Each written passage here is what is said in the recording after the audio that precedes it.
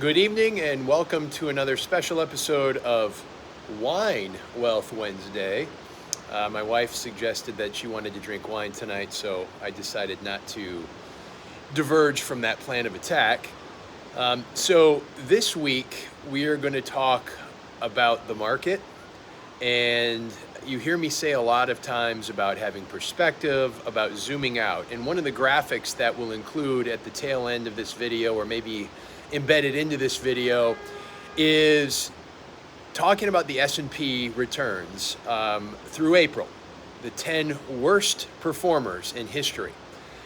2022 is the third worst performing S&P 500 in the history of the S&P 500. And what's interesting is if you look at the historical numbers, and obviously we won't see out of the top 10, we won't see what 2022 does until year's end, but of the other 9 years, 6 of those years finished positive. Again, not a predictor. I don't have the magic 8 ball that I'm using to divine what the markets are going to do.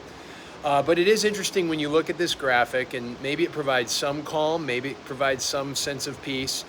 The reality is we have discipline, we have patience, and we have a commitment to our planning environment, which long-term and historically speaking takes us through these more challenging, volatile times. So if you remember from last week, we talked about volatility with the mind games, and I just thought this would be an interesting perspective to share on a move-forward basis. Oh, by the way, I am drinking a Petite Syrah from Aaron Wines. It's out of Paso Robles, absolutely sensational. So also, very quickly, going to be changing some things up here.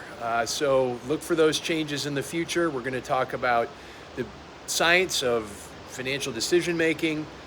Might pare back Whiskey and Wealth Wednesday to a degree, but we'll have more on that in the future. So cheers.